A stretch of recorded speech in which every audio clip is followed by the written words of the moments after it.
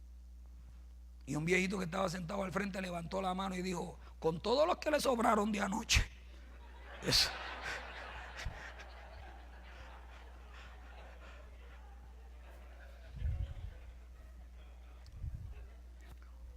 Hermanos, Juan escogió ese milagro para alimentar su fe, que me está escuchando esta noche aquí.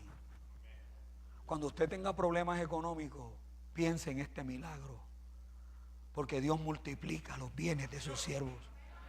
Dios nunca va a dejar a un siervo suyo en vergüenza. Dios nunca va a dejar a un siervo suyo. Dios nunca va a dejarlo en vergüenza.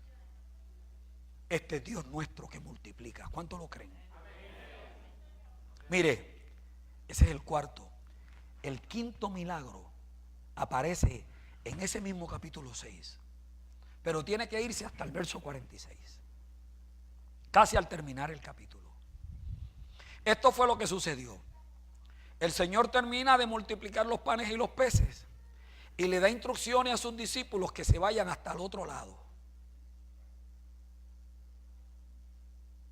Y cuando habían remado, le salió una tormenta que les metía el agua en el bote. ¿Y sabe quién apareció caminando por encima de las olas? Jesucristo, el Señor de esta iglesia. Hermanos, caminando. Ahora usted tiene que recordar a Galileo y su ley de gravedad. Usted tiene que recordar la ley de la fuerza boyante. Y usted tiene que recordar la caída de los cuerpos libres. Un artículo que usted tire de un edificio alto o una persona que se lance va a caer a una velocidad de 32 pies por segundo. Esa es la ley de la gravedad. 32 pies por segundo. En 10 segundos, 320 pies por ahí para abajo. 32 pies por segundo. Y también debe recordar que es imposible que ande sobre el agua. Se va a hundir. A menos que se llame Jesús, el Hijo de Dios. Porque aquellas aguas le sirvieron de alfombra. Los discípulos pensaron que era un fantasma. Y él les gritó: tranquilo, soy yo, el Señor. Y aunque Juan no nos da los detalles específicos que nos dan de ese milagro otro evangelio, lo cierto es que le habló al mar y al viento. Mira, Ricardo, Cristo hablándole al mar y al... ¡Cállate, enmudece!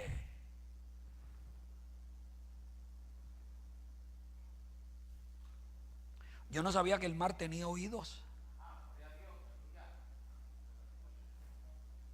Yo no sabía que el viento podía escuchar instrucciones. Pero aquí hay una voz con autoridad hablándole al mar y al viento. Y yo me imagino, de esa imaginación mía que me da cuando predico, que el mar dijo: caramba, yo he escuchado esta voz antes. Yo he escuchado esta voz con esta autoridad antes, claro. El mar empezó a buscar en su memoria y encontró que esa misma voz, con esa misma autoridad, en el libro de Génesis dijo que se separen las aguas de las aguas y haya expansión entre ellas. Y llamó Dios a lo seco tierra y llamó a la reunión de las muchas aguas mares. Esa misma voz, con esa misma autoridad, ahora le está diciendo en el evangelio de Juan: mar, cállate, viento, enmudece. Y la Biblia dice que el mar y los vientos le obedecieron. Tanto que en una ocasión la gente decía: ¡oh, qué hombre es este! Que aún el mar y los vientos lo obedecen. Los demonios le obedecían, el mar le obedecía, el viento le obedecía. obedecía, las malicias le obedecían, las enfermedades le obedecían. Es Dios con nosotros.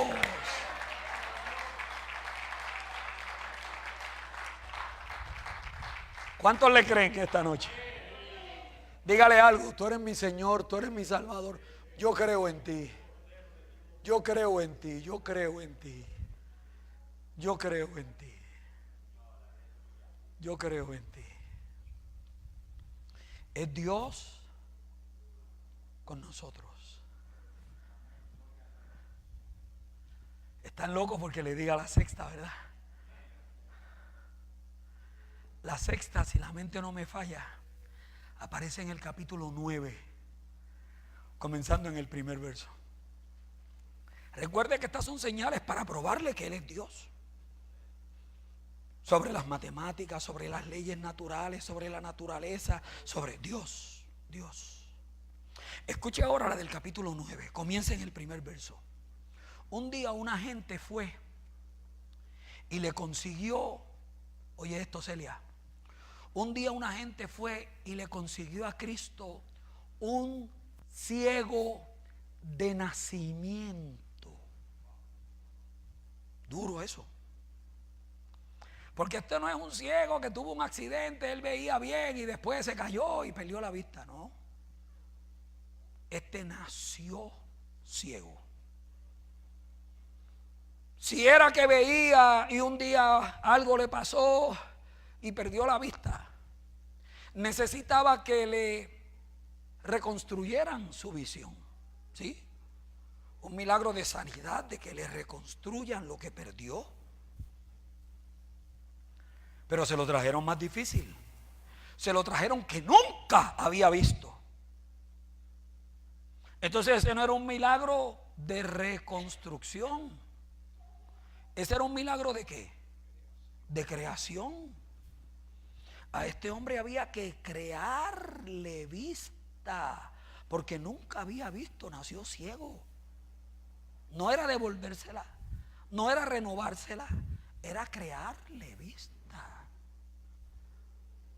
Así que lo buscaron y le dijeron: mira, ven acá, profeta, tú que te las echas tanto y sanas a todo el mundo, tómate este casito que te voy a dar aquí. Tómalo. Este yo lo conozco, este nació ciego, métele caña a este. Y el Señor le dijo: ¿cómo no? Dámelo. Y se lo trajo. Y escuche lo que dice la Biblia en ese capítulo 9. Jesús le dijo: quédate aquí, no te muevas de aquí. Y se inclinó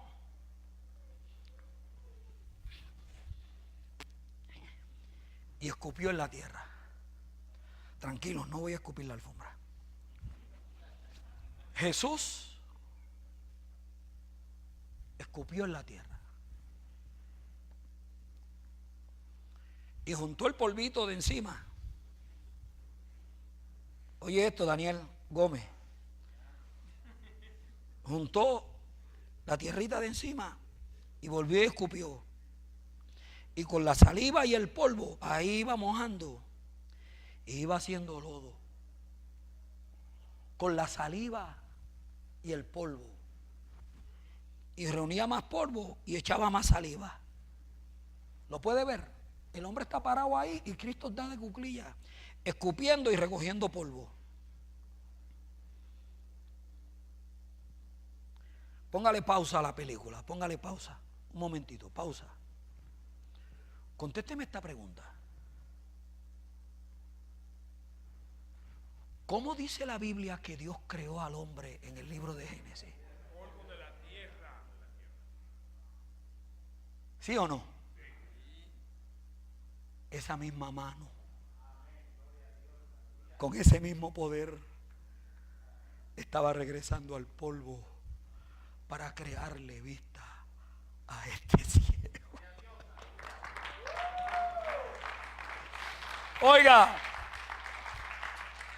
con premeditación y alevosía, con conocimiento justo de causa y hasta un poquito de mala intención, esa misma mano. Póngale play otra vez, play.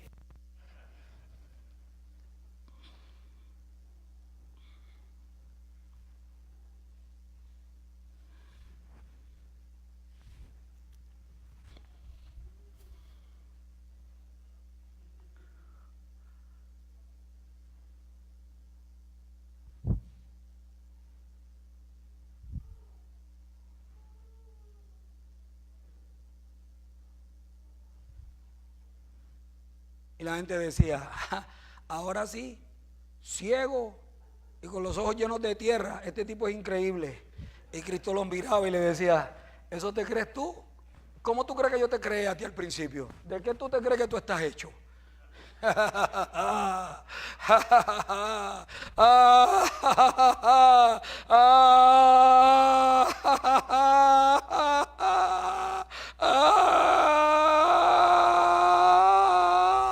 Ya. Vete y lávate lo que te sobró, vete y lávate.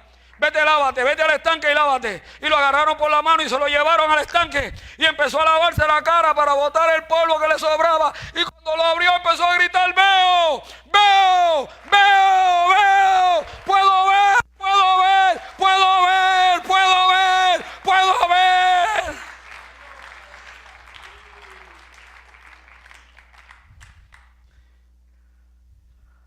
Todavía me queda un poquito más de barro aquí. ¿Hay alguien que quiera?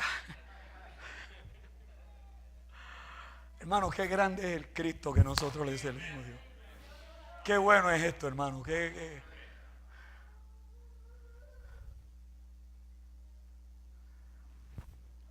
Vámonos. La séptima señal aparece en el capítulo 11, en el verso número 48. Juan 11, 48. Y este es el último milagro en el Evangelio de Jesús. En el Evangelio.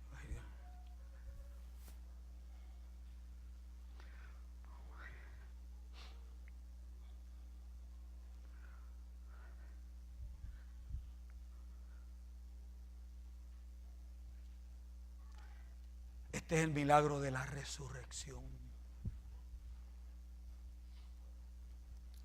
Porque Jesucristo no solamente es el Señor de la esencia de la materia. Jesucristo no solamente es el Señor de la distancia y de la omnipresencia. Jesucristo no solamente es el Señor del tiempo y las enfermedades con 38 años enfermos. Jesucristo no solamente es el Señor de las matemáticas y de los números para suplir las necesidades. Jesucristo no solamente es el Señor de las leyes naturales. Jesucristo no solamente es Señor de la creación, es también el Señor de la vida y de la muerte. Y dice el capítulo 11 que Marta y María enviaron un mensajero a una ciudad donde estaba Jesús para decirle que Lázaro estaba enfermo. Entonces yo quiero llamarle la atención a un detalle que no aparece en el Evangelio, pero que para que usted pueda entender este Evangelio y este milagro bien, tiene que saber esta enseñanza. Había una filosofía de la mitología griega que algunos judíos habían abrazado y la practicaban también. De acuerdo a esta filosofía de la mitología griega, cuando una persona moría, su alma estaba alrededor del cuerpo por 3 días. El alma estaba divagando hasta el 3er día. Claro, como no había una medicina avanzada, había que explicar por qué, de acuerdo a ellos, algunos muertos resucitaban. Y hoy científicamente nosotros sabemos la razón. Le daba un bajón de azúcar, caía en coma, le bajaban las pulsaciones y parecía un cadáver, pero estaba vivo. Y 2000, 2200, 2500 años atrás no se tenían esos avances. Así que mucha gente que dieron por muertos realmente no estaban muertos. Y cuando los declaraban muertos, a veces a las 24 horas comenzaban a toser y a destornudar. Resucitó, decían. Y de ahí salió una doctrina de la mitología griega que decía que cuando una persona muere, el alma se quedaba alrededor hasta 3 días.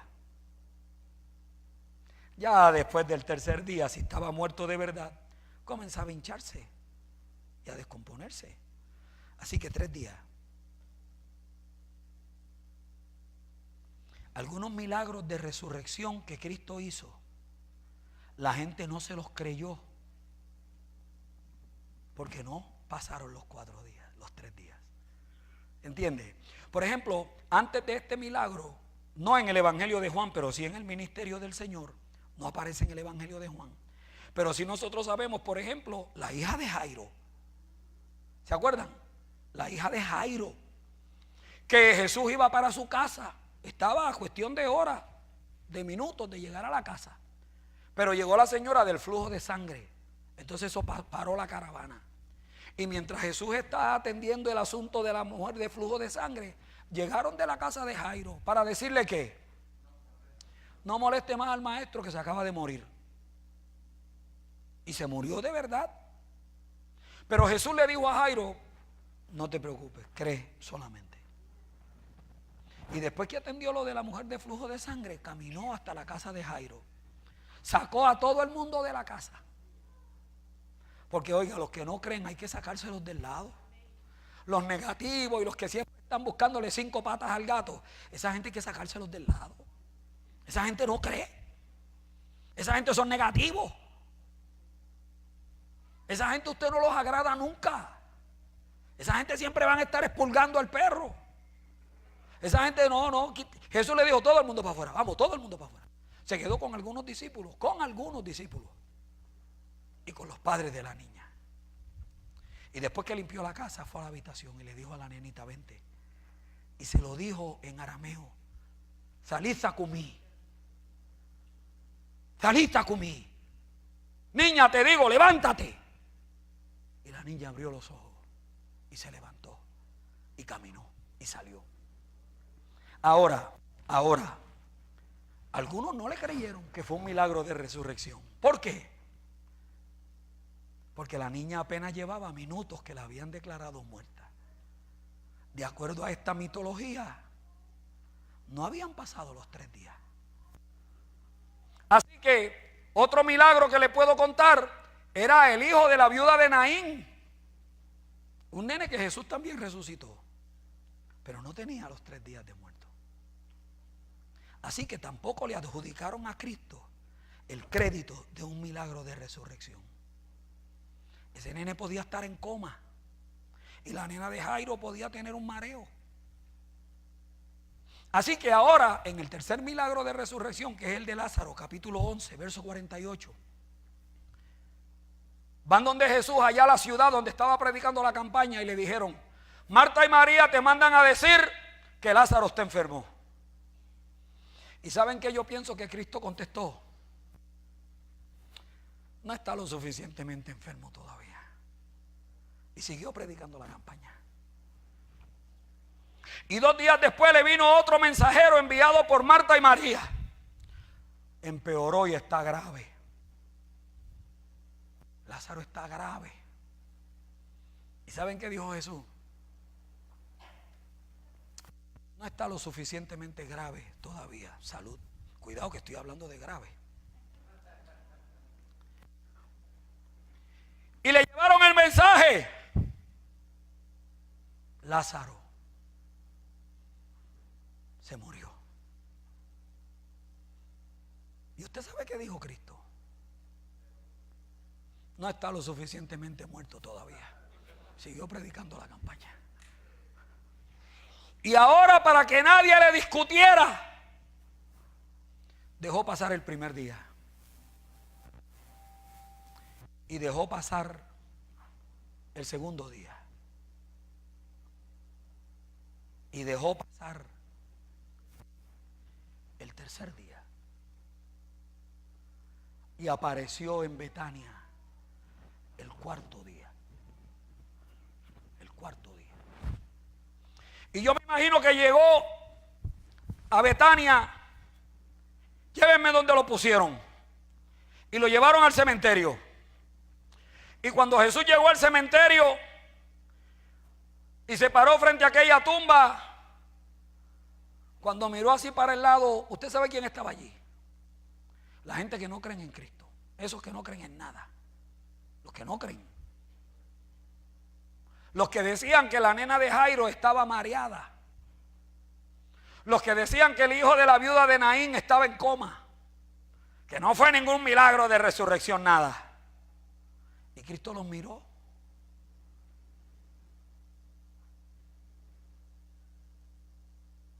La hija de Jairo estaba, ¿qué? Un mareo le dio, un mareo. Yo no la resucité, fue un mareo que le dio.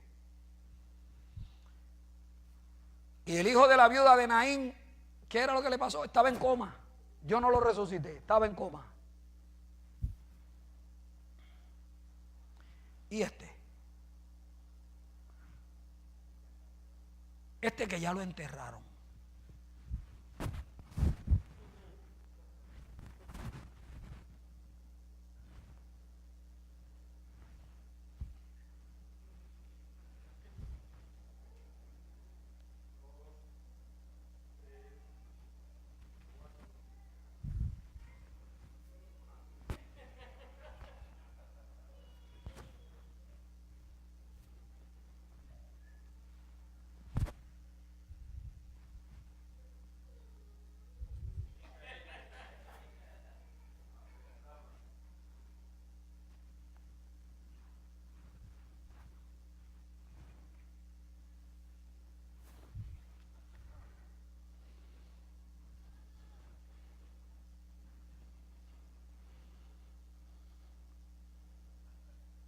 Quiten esa piedra.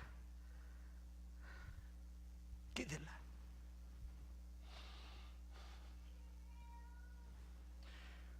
Padre, yo te doy gracias que tú siempre me oyes a mí. Yo hablo contigo y tú siempre me oyes. ¿Cuántos saben que Dios siempre te oye? ¿Cuántos pueden por fe aquí desafiar al diablo y decirle, tú eres un mentiroso? Siempre que yo oro, Dios me oye. ¿Cuántos se atreven? Siempre que yo oro, Dios me oye. Padre, te doy gracias que yo siempre que clamo, tú me oyes.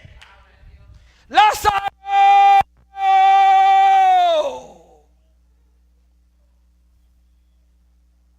¡Ven fuera! ¡Ven, sal de esa tumba! ¡Ven fuera! Mire, hermanos, déjeme llamarle la atención a dos cosas. La primera, yo estoy seguro que Cristo dijo Lázaro, porque si hubiera dicho ven fuera nada más, se levantaban todos los muertos que habían allí, porque no sabían con quién hablaba. ¿Sabe? No, los demás se me quedan ahí acostaditos. Estoy hablando con Lázaro nada más. Ustedes se quedan ahí acostaditos. Eso es lo primero que le quiero llamar la atención. Lo segundo que le quiero llamar la atención es que esos cuerpos estaban amarrados. Parte del protocolo era que ese cuerpo lo envolvían en sábanas, como momia, y los momificaban y los acostaban. Él no podía salir caminando.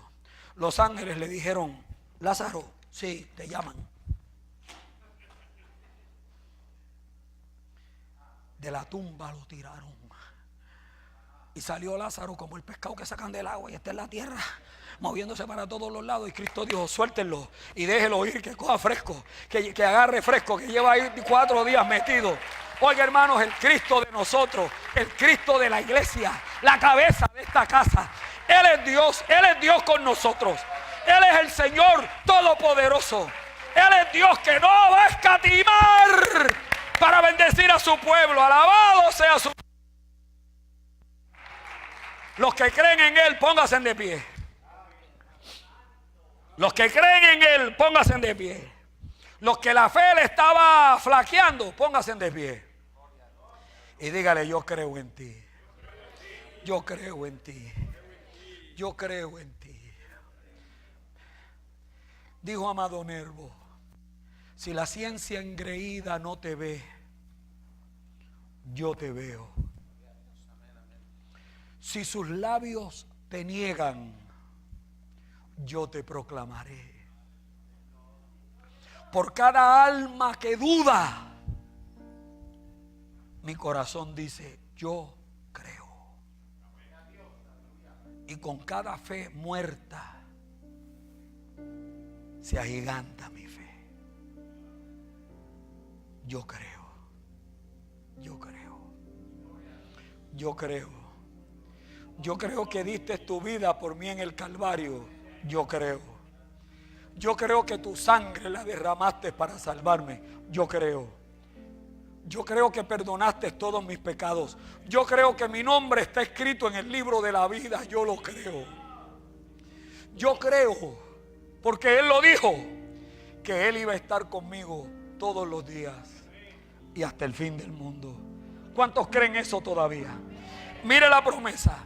Yo voy a estar contigo todos los días hasta el fin, hasta el fin, hasta el fin. Yo voy a estar contigo todos los días hasta el fin. Todos los que creen eso, dígale al Señor, tú estás conmigo, tú estás conmigo. Eso lo dijiste tú, eso no lo dijo el pastor, eso lo dijiste tú en tu palabra. Hermano, yo te escribí estas cosas para que creas que Jesús es el Cristo, el Hijo de Dios. Y para que creyendo tengas vida. Tengas vida. Dios quiere darte vida. Y vida en abundancia. ¿La recibes esta noche? ¿La recibes esta noche? Vente, vamos a orar. Todo el que quiere orar en este altar conmigo, todo el que quiere renovar su fe, todo el que quiere venir donde el Señor a decirle, renueva mi fe esta noche. Yo vengo a renovar mis votos contigo. Yo quiero que tú me des de esa vida abundante. Yo quiero salir de la mezquindad. Yo quiero salir de esta pobreza espiritual. Yo quiero que tú me levantes, que me restaures. Yo quiero que me bendigas. Yo quiero, venga para este altar. Venga, venga. Traiga su petición. Venga, Dios tiene un milagro para usted aquí. Venga, Él es Dios todopoderoso, créale. Él es Dios todopoderoso, créale. Él es Dios todopoderoso, créale, venga. Traiga la petición, traiga el problema, traiga la situación que sea, tráigala. Tráigala. Tráigalo, tú lo dices, lo creo. Si tú lo dices, lo haré. Si tú lo dices, lo tengo. Si tú lo dices, mi rey. Si tú lo dices, lo creo. Si tú lo dices, lo haré. Si tú lo dices, lo tengo. Si tú lo dices, mi rey.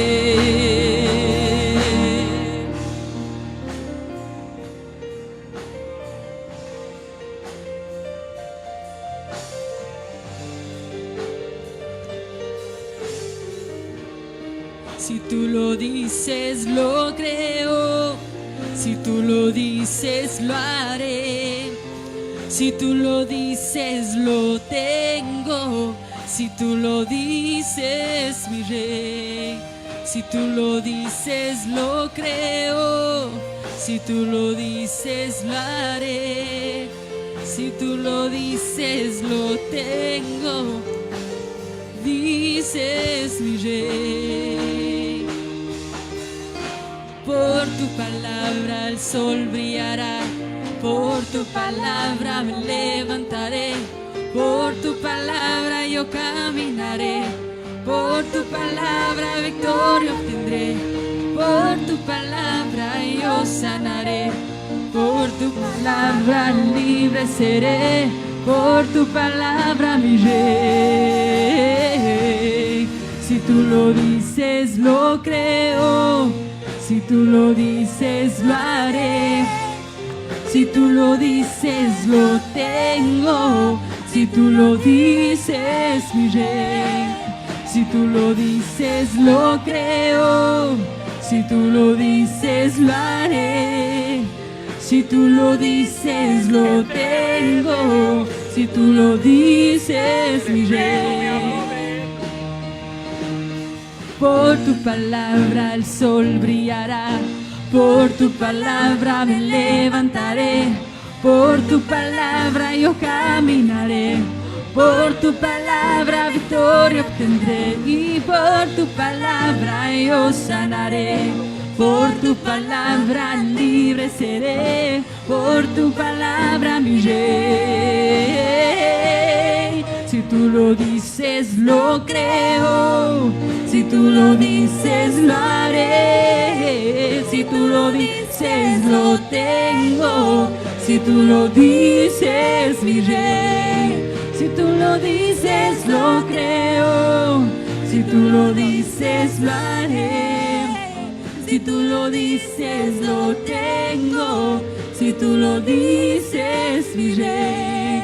Si tú lo dices lo creo, si tú lo dices lo haré, si tú lo dices lo tengo, si tú lo dices mi rey. Y por tu palabra el sol brillará, por tu palabra me levantaré, por tu palabra yo caminaré, por tu palabra victoria obtendré y por tu palabra yo sanaré, por tu palabra libre seré, por tu palabra mi rey. Si tú lo dices lo creo, si tú lo dices lo haré, y si tú lo dices lo tengo, si tú lo dices mi rey. Si tú lo dices lo creo, si tú lo dices lo haré, si tú lo dices lo tengo, si tú lo dices mi rey. Si tú lo dices lo creo, si tú lo dices lo haré, si tú lo dices lo tengo, si tú lo dices mi rey. Si tú lo dices lo creo, si tú lo dices lo haré, si tú lo dices lo tengo, si tú lo dices mi rey. Y por tu palabra el sol brillará, por tu palabra me levantaré, por tu palabra yo caminaré, por tu palabra victoria obtendré y por tu palabra yo sanaré, por tu palabra libre seré, por tu palabra mi rey. Si tú lo dices lo creo, si tú lo dices lo haré, si tú lo dices lo tengo, si tú lo dices mi rey. Si tú lo dices lo creo, si tú lo dices lo haré, si tú lo dices lo tengo, si tú lo dices mi rey.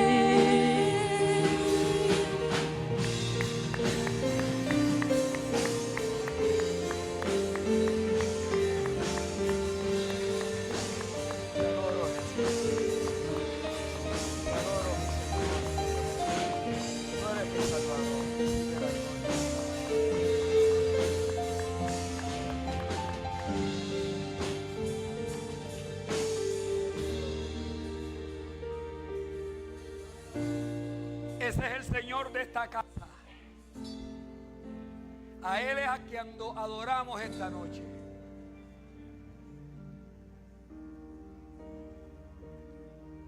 Dice el libro de Apocalipsis que lo vieron en un caballo blanco y llevaba en el muslo una inscripción que decía: Rey de Reyes y Señor de Señores. No estamos adorando al viento, no estamos adorando a un fantasma invisible, estamos adorando a Jesucristo, el Hijo de Dios. Levante la mano y cierre los ojos y dígale: yo te amo, yo te amo. Jesucristo, yo te amo. Tú eres el Señor y el Salvador de mi vida. Y yo creo en ti, yo creo. Yo creo Yo creo. Yo creo. Yo creo. Yo creo. Yo creo en esto. Yo creo. Yo creo. Yo creo. Yo creo. Yo creo. Yo creo. Yo creo que Él te trajo todo el camino para tenerte aquí esta noche. Yo le creo, yo lo alabo. Yo le creo, yo lo alabo.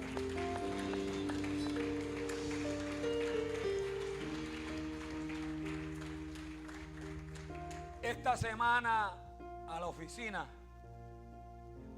al taller, a la empresa, a la compañía, al lugar de trabajo, Dios ganó ya la victoria suya esta semana. Ya Dios la ganó. Salga mañana en fe a conquistarla, porque ya Dios se la ganó. Usted salga a conquistarla. Dígale al diablo y a los demonios: dame, que esto es mío. Esto me lo dio el Señor a mí. Esto es mío. Dame, que esto es mío. Conquiste esa victoria. Créale al Señor. Créale. Mañana, pasado mañana, dígale: yo creo en ti. Ayúdame a caminar creyendo, a tener fe,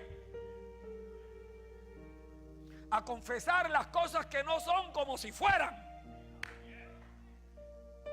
Dios va a abrir la puerta. Dios va a responder. Dios va a suplir. Dios va a hacer lo que Él tenga que hacer. ¿Cuántos lo creen? Dios le bendiga. Dime, Meche, ¿te vas para misiones mañana? Sales con el grupo misionero para Filipinas. Que Dios te bendiga y te prospere y bendiga tu camino. Vente para acá que vamos a orar por ti.